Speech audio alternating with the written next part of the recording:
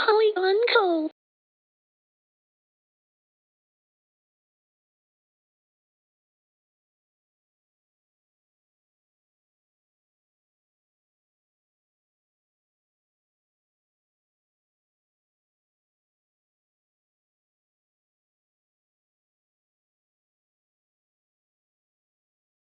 Last Friday you released your newest single, Let's Go. Before I realized I didn't need to compromise, I found myself and went with the flow. Now I know just who I am, and I am here to make stand. Stop worrying and just let it go.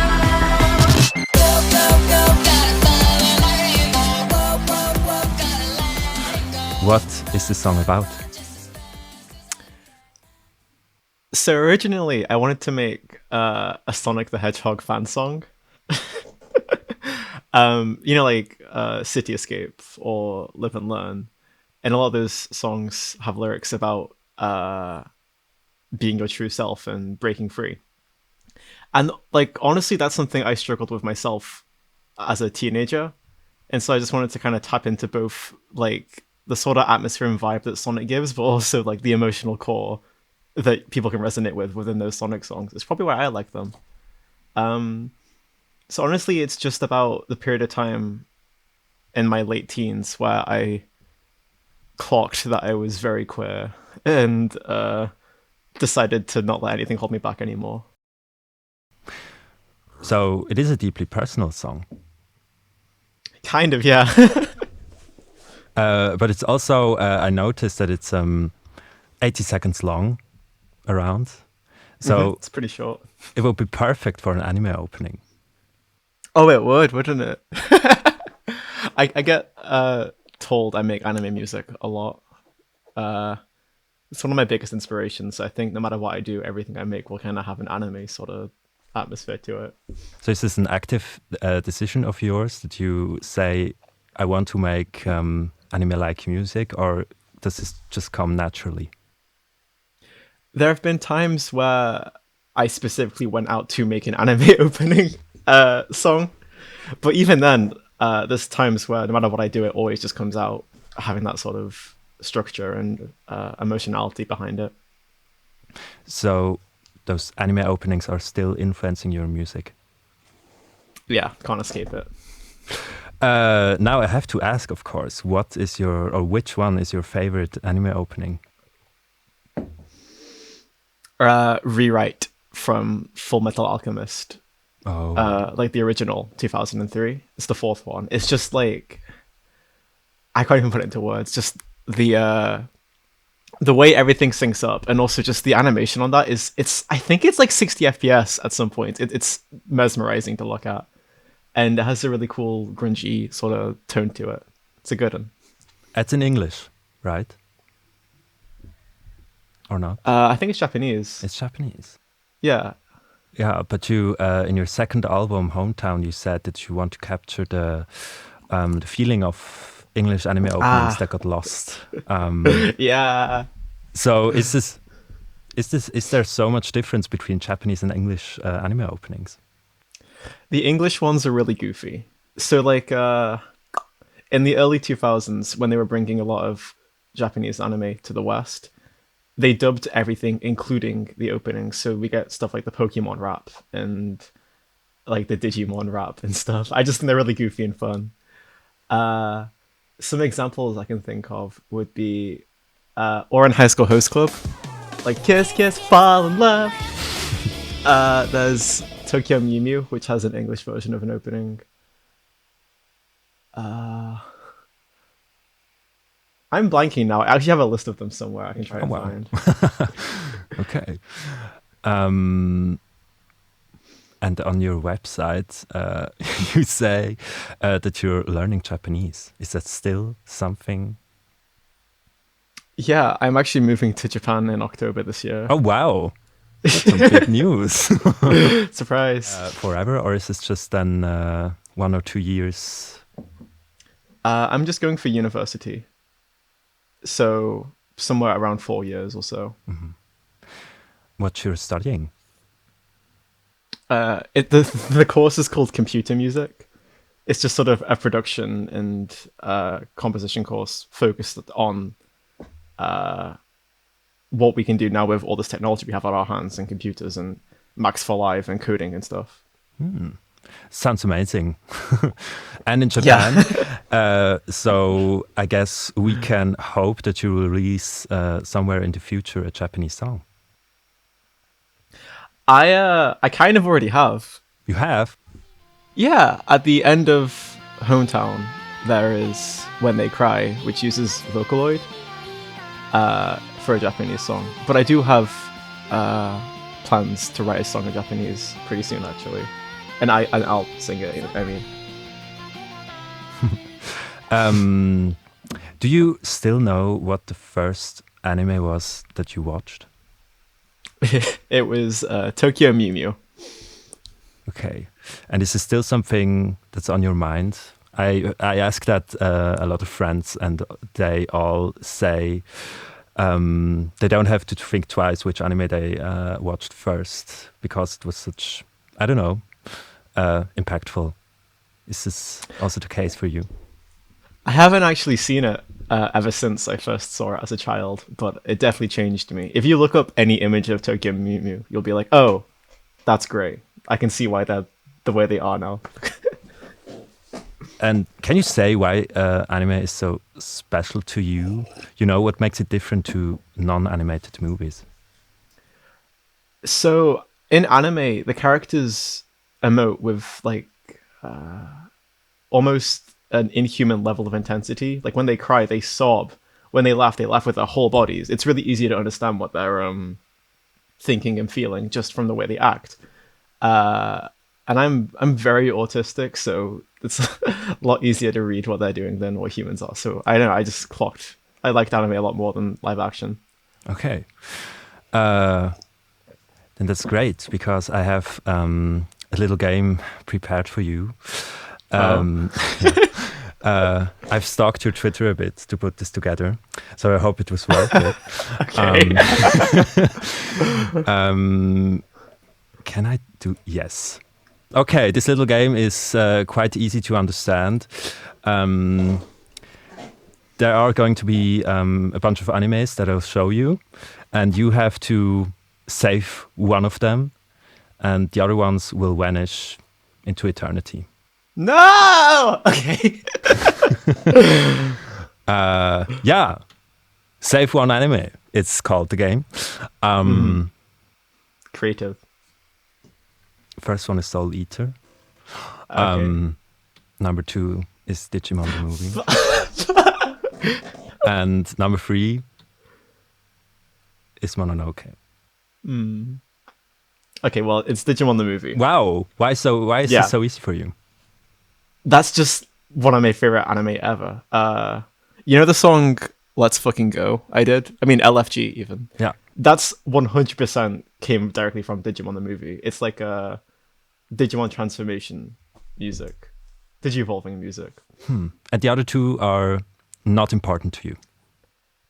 Don't say that. Like, okay, so Soul Eater has a lot of sexism and pedophilia. So that's immediately a little bit lower than the... I mean, there's still things to enjoy, but it's definitely ranked lower. And the Mononoke is like... It's good, but it doesn't have the same sort of heartwarming vibe that Digimon the movie has. I'd die for Digimon the movie. Okay, good. Yeah, well, that was too easy.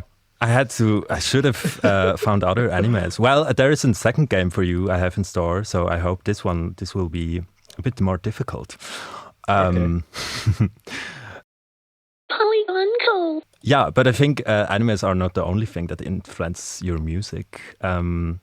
What are the other things? Are there artists, for example, that really speak to you? Oh, yeah. So I feel like I'm just a combination of 2000s pop punk with pico pop and some hyper pop, and I wanted to kind of mix it all together and make like hyper rock or digi rock or something. So examples would be Anna Managuchi. I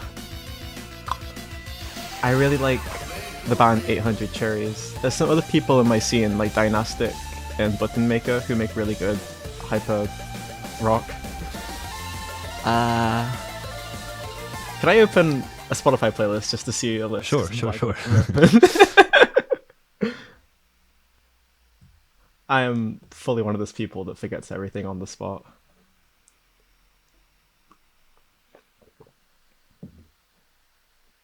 Okay. I would say, if you were to mix the Katamari soundtrack with the Sonic Adventure 2 soundtrack, with Avril Lavigne, Blink-182, and then a couple like English anime openings like Yu-Gi-Oh! Or Digimon or Pretty Cure, that's me. All those together, you can put those into a pot and stir it. You get Polygon Cove, I think. So you also, therefore, listen to a lot of rock songs in your childhood. Yeah, I think I've just always been pulled towards songs with guitars and noise. Just like the texture of having some really loud, crunchy texture in my ear is great. And also games is a big factor that influences you this way. I can't really give a reason for that. I was just pretty introverted, so I spent a lot of my time on video games, and so I kind of fell in love with them, I guess. And I'll take a wild guess and say that Kingdom Hearts especially is a game that influences what you do, because you did a Kingdom Hearts 2 real-time fan out with your friends. Oh my god, she's in my room! Get the fuck out! bitch. Am I in the void? Not yet. Okay, I'm gonna go call the polices. Oh, finally, the third day of Freddy's. Hey guys, a woman broke into my house today. It was very... Okay, well, I'm just gonna go home, because clearly I'm not meant to be fuck. Oh my god, she's here again. Hi. Hi there. Did you pause my friends or some shit? Yes, I stole their wallets. What? Stop. I'm gonna steal yours too now. And you did a Nightcore cover of a theme song from Kingdom Hearts 2. And you have this action figure. And on the cover of your latest EP, Dawn to Dusk, you are drawn after the protagonist Sora, I think. Yeah, pretty inspired by Kingdom Hearts, I'd say. Yeah, what's up with that? Dude, it's Kingdom Hearts. It's the coolest shit ever. It's literally like, oh my god, it's like emo through the lens of like Shadow the Hedgehog, like the way that cartoons draw emo characters, where it's like there isn't a lot of depth to it, but it has a really simple emotional core. The aesthetic of just like the chains and the keyblade and baggy clothing and dark. Come on, you just gotta look at it. It's great. Do you also think, because of that a lot of people are obsessed with Kingdom Hearts? Because when I look at the scene, or the hyperpop scene, a lot of people are using samples or going after this style. Do you think it's also this? Is it because of the clothes and the emo-ness, I guess, of the series? So hyperpop is sort of, a lot of the music is essentially emo, but with a lot of cute elements added to it, or sparkly elements, or just like a peppy vibe. And that's essentially what Kingdom Hearts is. It's a really emo, emotional game, but with a really kind of bright atmosphere to it. So I think they just kind of go hand in hand, honestly. Then it's time for the next game. Okay. It's like the first one, but with a little twist, I guess. Kill one game. Kill one game, okay. Yeah. It's the other way around. I'll show you 3 games or 3 franchises, and you have to kill one. Alright. First thing, of course, is Kingdom Hearts. Okay, well that's staying, regardless. Second one is Sonic. Mm-hmm. And third one, I didn't know what I should choose for the third one, but I went with Silent Hill. Don't know if this is still something you cherish, but those are the 3 games. No. I do love Silent Hill. Especially 3. Oh god.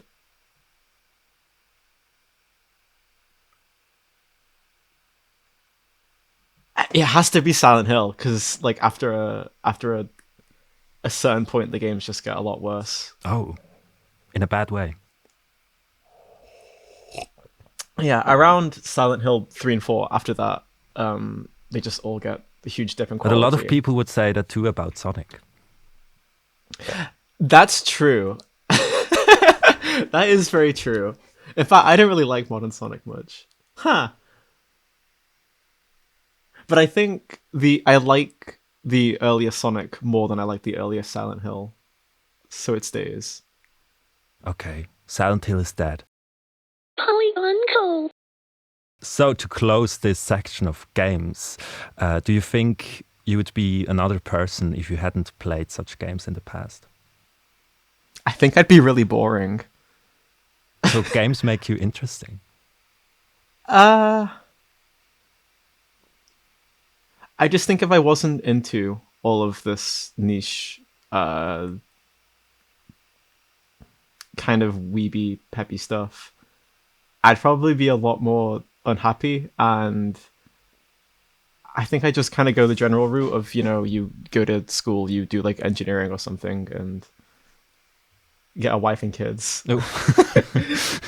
Okay. Yeah, we can leave this thought gladly behind with the next section about your EP Dawn to Dusk.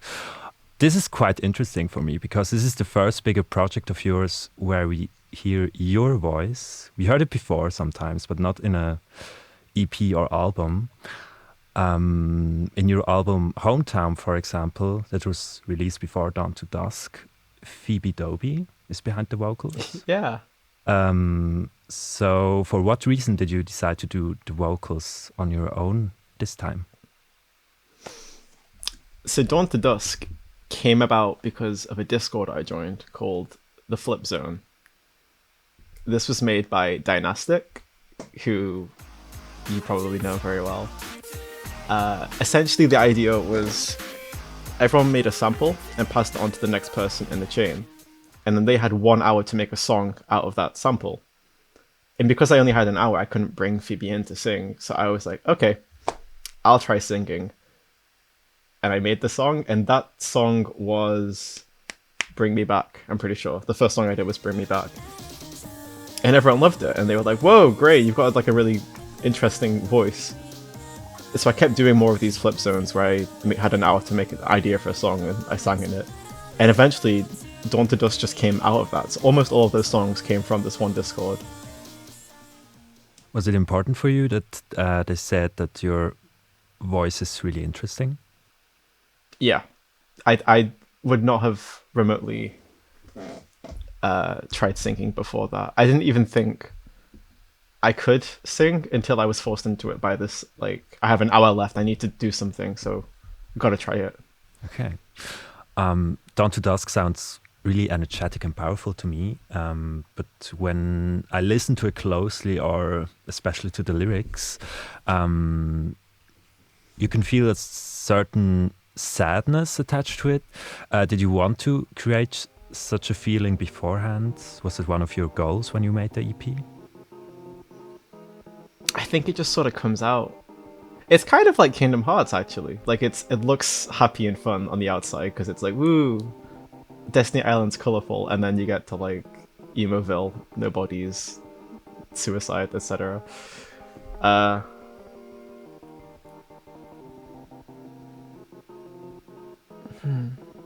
think the melodies, the textures, the songs themselves, I consciously decide to write, but any of the emotions within, I don't have any say over. They just kind of come out, and that's how it is. So, did you want to tell a story with Dawn to Dusk? Or is it more spontaneous, how it came together? A lot of the songs were made from this Discord, so they were spontaneous, but then I wanted to create a sort of arc within it. There isn't a story per se, but tangent, but in Animal Crossing, they have the hourly music for every day, and the vibe changes as it goes on. I wanted to try something like that. So let's LFG is like, woo, wake up, let's loads of energy, let's start the day. And then by the end you get to like dark hour, and I can be your remedy where it's really softer and kind of closing it out. So it's it's dawn to dusk. Okay, well, I mean, yes, it is. And in LFG, you sing, it's hard being the positive one. Is this also something you are known for in real life, for being the positive one? Yeah. I just before like years and years ago, I was not having a great time in like high school and stuff, and then it just kind of clicked that it doesn't matter what people think of me if I just do what makes me happy, and I've just lived my life like that ever since, and it's been pretty great. I don't know what else to say. And in Never Grown, you say, "Take me back to the place we lost in a time our hearts hadn't turned to frost." Is this lyric where you look back on your childhood, or more broadly the era of the 2000s, perhaps, that you miss? Or is it something completely different? It is like that, actually. So my friend wrote this poem about how when you're a child, you're allowed to be really expressive and emotive and be interested in loads of specific niche things. Like you could obsess over a cartoon for ages, and that's just expected normal behavior. But as you grow up, you're not really allowed to do that more and more. You need to sort of make yourself more reserved and hold yourself back from, showing too many emotions or being too obsessive over something. And yeah, I kind of just clocked that, and I thought, like, we just for some reason, society's normal, like, cishet narrative is that you get older and you get colder, and I didn't like it. So your friends also quite influence you in your music? That was Phoebe Dobie who wrote that poem, actually. We got a similar mindset. And with Dawn to Dusk, I think you worked the first time together with a label. Is this true? Yep. Despop. They were really great. I would work with them again. Yeah, why did you want to release your music under Desktop this time? Did you want to have someone by your side when you release music? Because you did this alone with your 2 last albums. With a label, there's less sort of vagueness and there's more of a direction. Because when you're doing it all by yourself, no one really told you what to do. You just kind of have to try and see what works. But a label can tell you whether the mix is okay or whether the album art is fine, or just loads of things. It's just someone with more experience than me helping me, but not restraining me. It's kind of the perfect situation, honestly. Polygon Cove.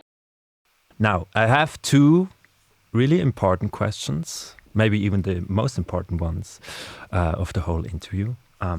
First one is, maybe I should have asked this question at the beginning of the interview, but I'm doing this now. You gotta make them wait. But it's also quite simple. What is Polygon Cove exactly? It's a place. Just a place? It's a place in a digital world where a bunch of little digital animals live. And you are all those animals? So, the lore is that Gray, me, discovered Polygon Cove and all these animals, found all the music they've been making, and wanted to release it into the human world. But I mean, it is me making the music. Like in reality, it's me. There is no actual. Sadly, there is no Polygon Cove. Oh no. But we know one animal, I think, named Clef. Mm-hmm. What are they like? Are they a cat? They are a cat, yeah. They're pretty fun. I'd say they're very positive and energetic, but a little unhinged. They don't quite get how humans work, and so they can be a little dark at times without realizing. Okay. So the band behind this, behind Polygon Cove, is unlimited, I guess, with so many animals that we don't know, that you perhaps don't know. There is a very clear narrative and band laid out that I'm going to slowly release bit by bit. Okay. Just wait. Then we wait. So the second important question for me is, what is your favorite color right now? Orange. Orange. Wow. Why Yeah, orange? it's warm and it's bright. Okay. And it's also the main color of Dawn to Dusk, I think. So true. Yeah, Okay. it is. Because I love orange. I'm asking this because in your music videos and teaser videos, the picture is always very saturated, and most of the times, I guess, rather red or green. I do love green. Is this why you film this way? Because you love green and red, or is there another reason? I think the best days are the ones where the sky is perfectly blue with no clouds and the sun is shining and making everything super bright and super clear. And colors are just nice to look at. You know, I've never been one into muted colors and pastel tones. I want it to be loud and bright and happy. So that's why I changed the colors up. And your videos don't only have a homemade feeling, they also feel retro-like, as if they are from the 2000s. For example, you did a video to your song Another Reality. It's a bit older song. Yeah. It's about climate change, and this video isn't just a video, it's a Club Penguin music video. You're damn right it is. With an intro you made with Windows Movie Maker. Yeah. And both things are relics from, I would say, the late 2000s. Do you want the internet we had back then back? Absolutely. I had to install a virtual machine to make that music video, by the way. That was a tough process. So back then, the internet, it had a very individualistic feel to it, and people were just experimenting, creating, and making just kind of whatever their heart wanted to make. There's a lot of like what people would call cringy, like DeviantArt OCs and badly designed websites, but all of that just shows that they were really earnest and tried hard to make something they liked. And when I was a kid, I used to love watching Club Penguin music videos. I thought they were like the peak of cinema. So I thought it'd be kind of funny and cool to try that, especially because it was like quarantine, so making a real music video would be quite difficult. And you also made your website in an early 2000s fashion. And you say there that you are learning to code. So the grand question is, do your friends sometimes describe you as a complete nerd? I think everyone describes me as a complete nerd. I don't hide that at all. And you take this with pride? Yeah, there's no point being anyone but myself, you know? Polygon Cove. Also this distinction, I guess, between the 2000s and now are how we consume music.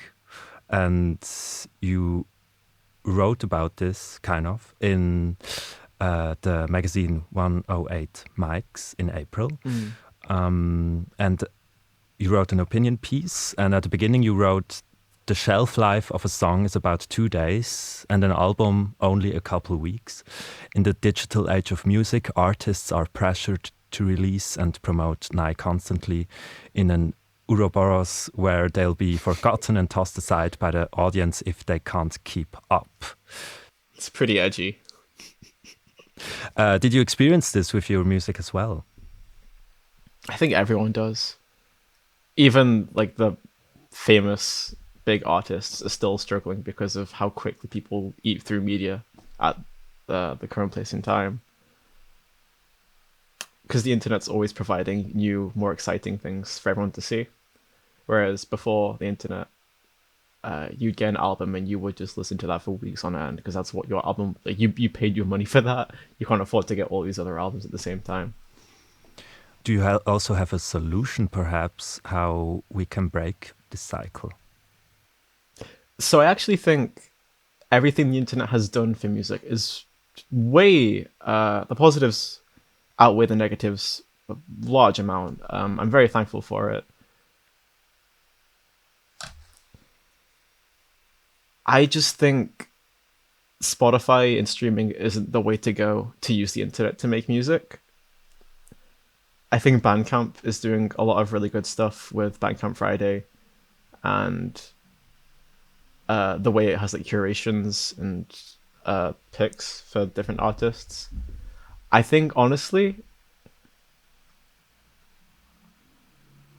we need to find some way to bring albums back more into the mainstream rather than just singular songs.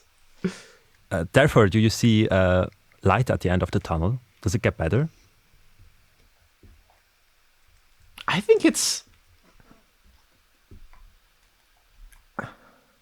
If you can find a place to make music with friends and experiment, you're already at the light at the end of the tunnel. That's the peak. The only problem is people who want to make it a full career.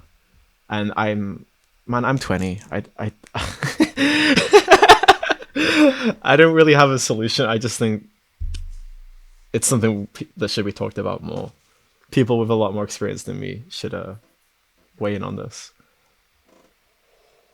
So this situation, in the grand scheme of things, doesn't make you think that you should quit music? I'm going to be real. I have this sort of maxim in my mind where if I can't do the thing that I love, then I want to do nothing at all.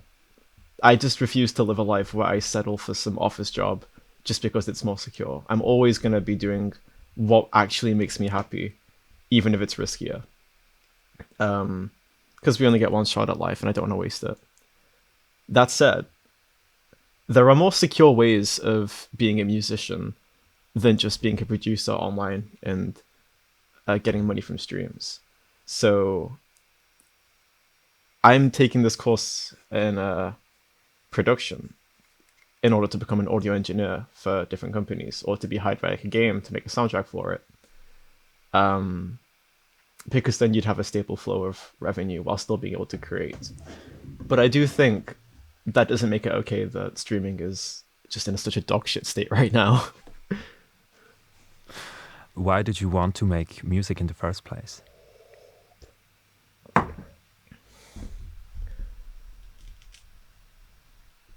So in my high school, I got roped into being the sound tech for a production. We were doing like a Bugsy Malone, the play. And I was doing the backstage, like mics and music and stuff.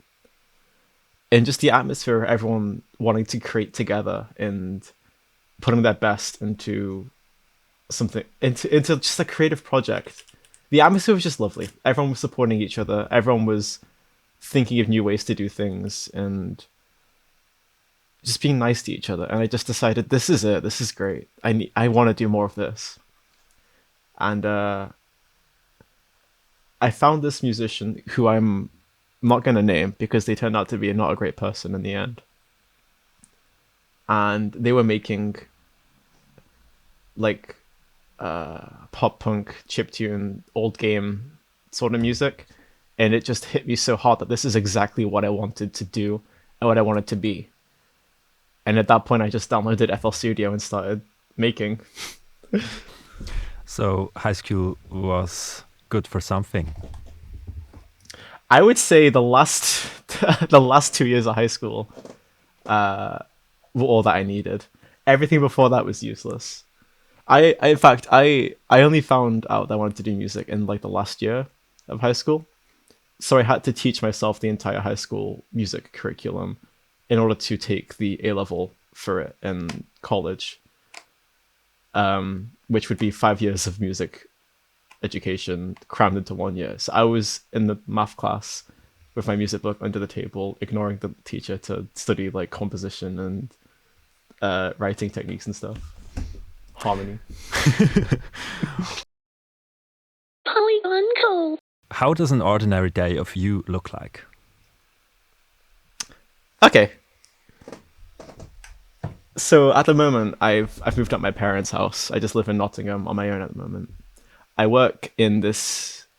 I'm not going to say the company's name, but if you imagine Hot Topic, I work in fake Hot Topic, and I'm a piercer there at the moment. So like ears, nose, eyebrows, tongues, etc. I go there. I play my friends' music in order to get their streams up in the piercing room.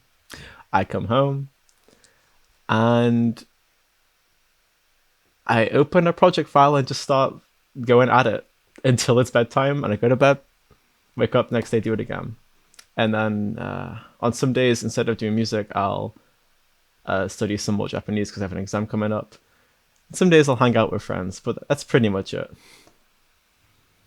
You talked quite a bit about your friends during this interview. Do you also have a lot of queer friends?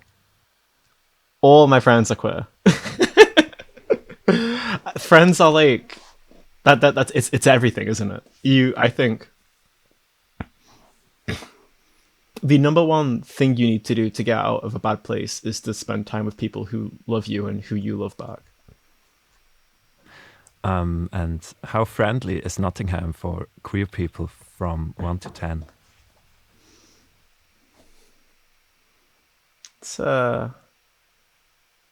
It's like an 8 or a 9, I think. That's a high number. I'd be wearing full-on like skirts and dresses and makeup out on the streets, and no one really does anything. One time I wore a Catgirl maid outfit to a social event. No one said anything the entire time. I felt pretty safe. Mm.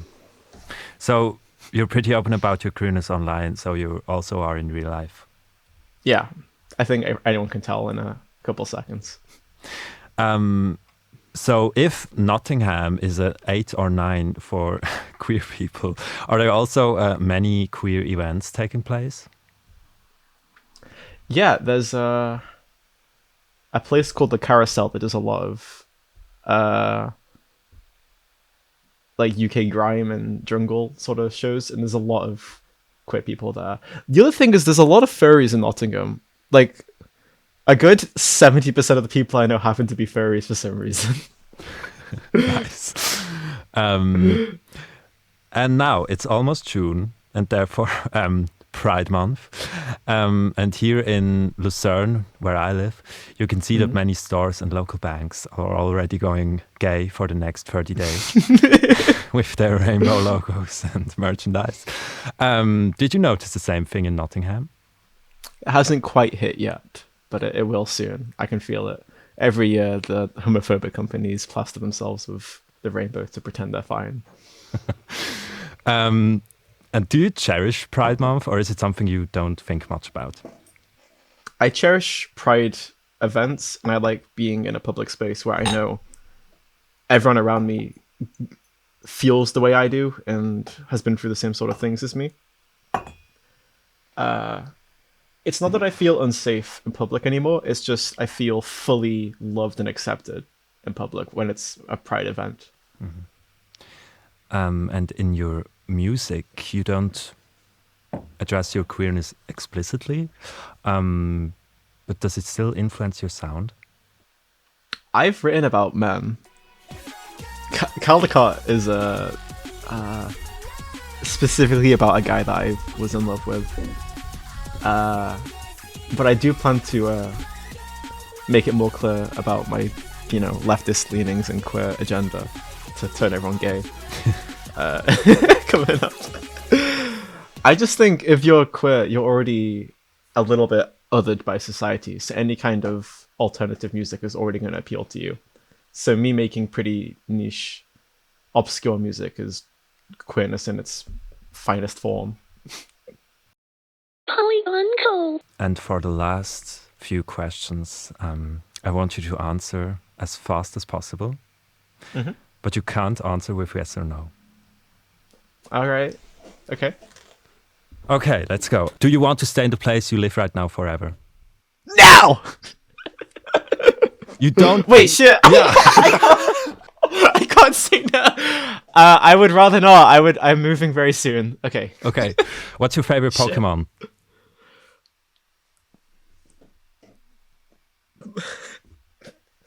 You can't do this to me. I have to. Pharaoh, because in Heart Gold, there's this quest where a guy gives you a Spearow to give to someone else because it's holding a letter. And I took the Spearow and I did not complete the quest. I leveled up to like 99 and beat the Elite Four. And then I went back to the guy who I was supposed to end the quest with. And because I leveled it up, he just took the letter and he didn't keep the Spearow, so I got to keep it. So I got a little story about a Pharaoh. Okay. Do you like to go on roller coasters? Yes! I mean, fuck! I'm so bad. I love roller coasters. Peak everything. I will wait 4 hours to go on a roller coaster. Okay. Where do you see yourself in 5 years? Working for Sega. That's the highest expectations. What movie have you last seen at the cinema? Everything, everywhere, all at once. Do you have other passions besides music? I can't say yes. I really like making art, experimenting with digital artwork and types of grain and low resolutions and stuff. I love collecting old games and old technology. At the moment, I'm in my Bakugan era.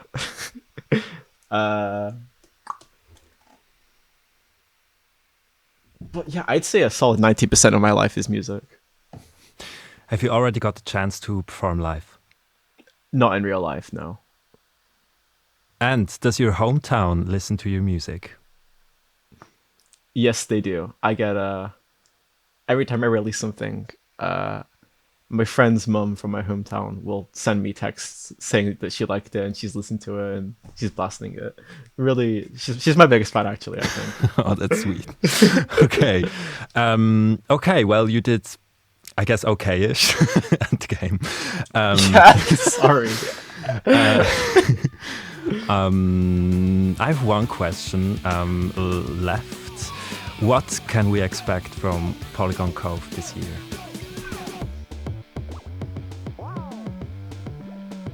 Concept album. Says it all. Okay. I won't ask further because I think you won't answer me on this. Very correct.